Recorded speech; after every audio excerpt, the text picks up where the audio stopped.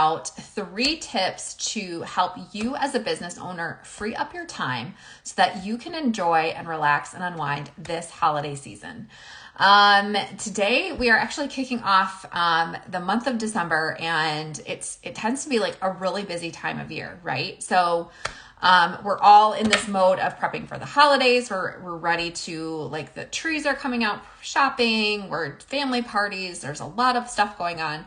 And then in general too, as business owners, we're starting to wrap up the year for ourselves, right?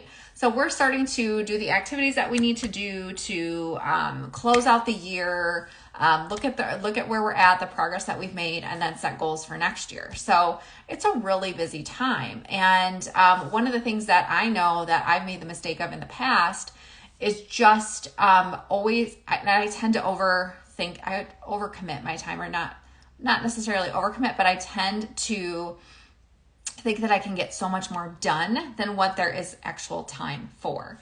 So I have these big, like, I guess aspirations of what I can do versus what is reality and what actually I can accomplish. So this year, I have a couple tips for you of what I've kind of shifted and changed around as we're looking at kicking off the month of December.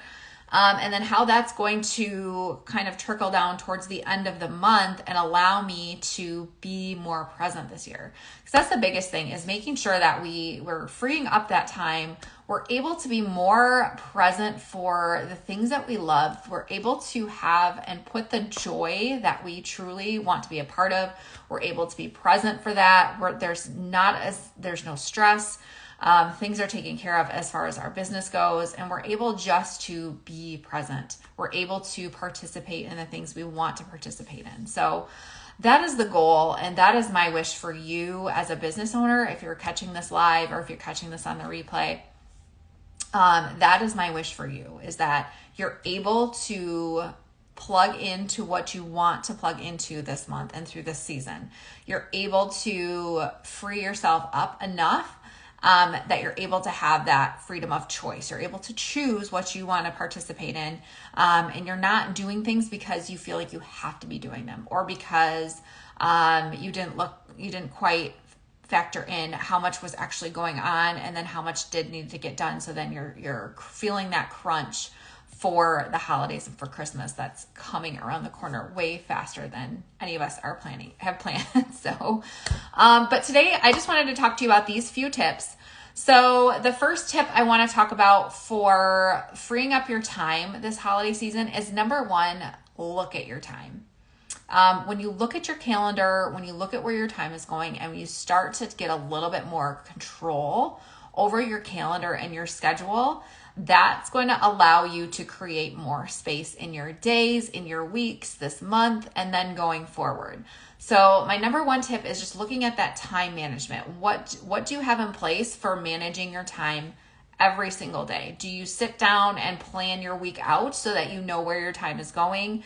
Do you look day to day at what your schedule is and you have a number of priorities that you get done first? Or are you kind of winging it? Are you flying by the seat of your pants? You just know that this week these things need to get done, and you'll figure out when to get them done. Because the point is, when you start to take control of your calendar and you look at your calendar and you actually schedule in the things that have to get done, but not only that, making sure you're scheduling in the things that you want to do, those things that you want to be present for, that's going to help you reverse engineer and prioritize what other tasks through your business have to get done. So you're going to look at your business a little differently and figure out what those priorities are. But it all starts with looking at your schedule, looking at your calendar, and getting a handle on your time so that you know where it's going. And then you're winging it a little bit less. You know what you're going to do when you get up in the morning. You have that idea in mind of what you're going to get done, right? So my first tip is that time management, making sure that you're scheduling those non-negotiables first. You've got meetings, you've got calls, you've got things that have to get done that aren't set periods of time during your week. And that could be business, that could be family things, right? So making sure those are on your calendar first. The second thing this month, making sure that you've got on your calendar those things that you want to be a part of. Those things like my youngest daughter came home yesterday. in her backpack, and she had in her folder details about her Christmas party, her class Christmas party.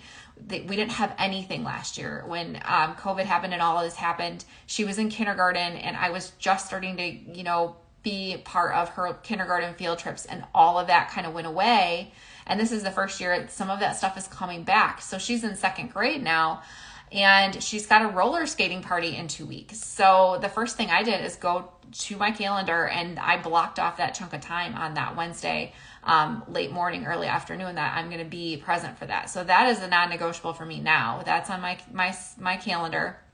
So scheduling those bits and pieces of joy, things that you've got going on with family, things that you've got going on for the season, that's the second thing. And then figuring out for the business too, that you want to make sure you're then prioritizing, like what has to get done by the end of the month, what has to get done this week, and then making sure that you're scheduling those in, and those become your priorities by the day, by the week, right? So that was my first tip. My second tip is batching. So I live with, in terms of like the client work that I do, it is batched. It is a set week per task.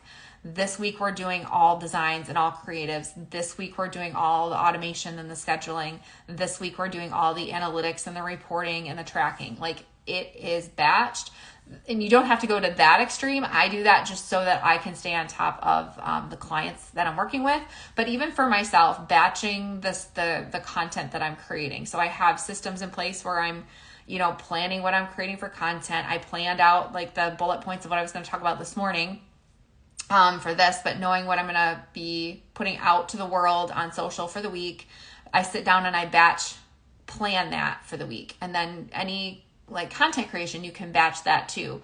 So anything that you can lump together that can work together, if it's going to require more of your focus time, trying to put some of that stuff together so that you're not consistently shifting from one task to the other, because that's going to cause your brain to fatigue a little bit.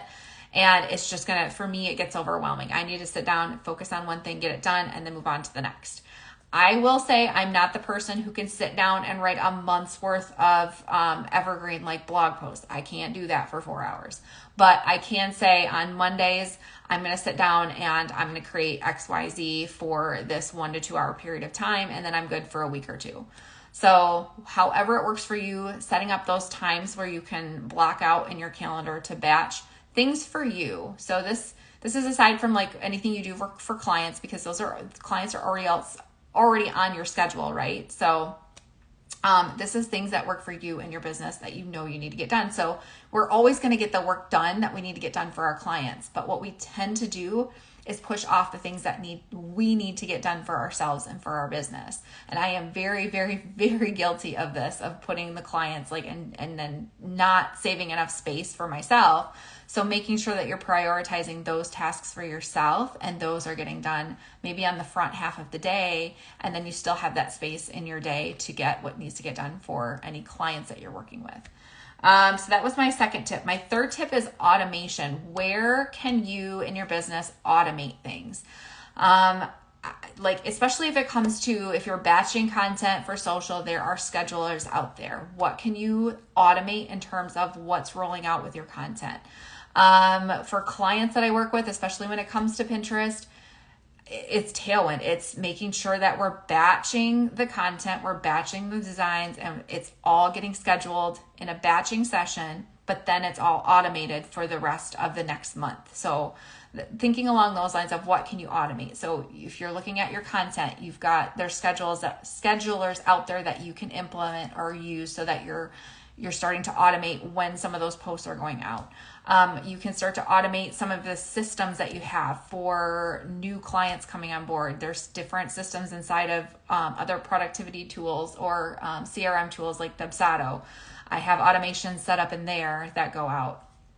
And then any other types of communication you have, any other way that you can automate things so that systems are set up and it takes some of that load off of you. So it almost feels like just by automating these few tasks, you just kind of basically gave yourself a VA to help you with some of those things. But really what you did was kind of organize some of the admin tasks that can be automated through some different systems and tools.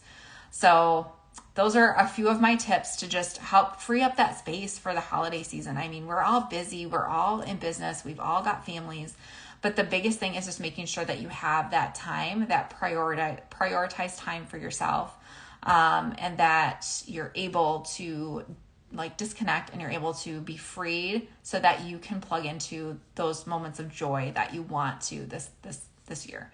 So you don't roll into Christmas and New Year's and feel like you still have all these things you need to do for yourself. So that is my tip for you as we kick off the month of December. I hope these were helpful. My biggest help is just to always help you free up your time. And so that you can have more freedom in your business, so that you're able to do things a little bit differently and just have that space and create that extra space within your business. So thank you guys. You guys who joined me, I do see you here with some comments, and yes, I think we are all on the same page. Like with getting those letters from school too. Yes, for sure. Like those letters, they come and you just want to be present. You want to have enough space that you can move things around and you're able to be there for your family and for your kids. So if this was helpful, please drop a comment below. If you have any questions, please drop a comment below. This always, and in my mind, it always ties back to how I love to serve clients, how I love to serve them through the different offers that I have out there. And as always, if something along the lines of getting Pinterest set up in your business is of interest to you, please feel free to reach out. I do have my 7-day boot camp open, which does help business owners get Pinterest set up in their business. And that is a live experience in a private Facebook community with me for 7 days. So if that's something that's interesting to you, I will put a link in the post that will come out with this live. But as always, if I can help answer questions, especially around Pinterest, especially around creating some of that space in your schedule, please feel free to reach out. But otherwise, I hope you guys have a wonderful, wonderful rest of your week, and I will be back next week. All right. Bye, everybody.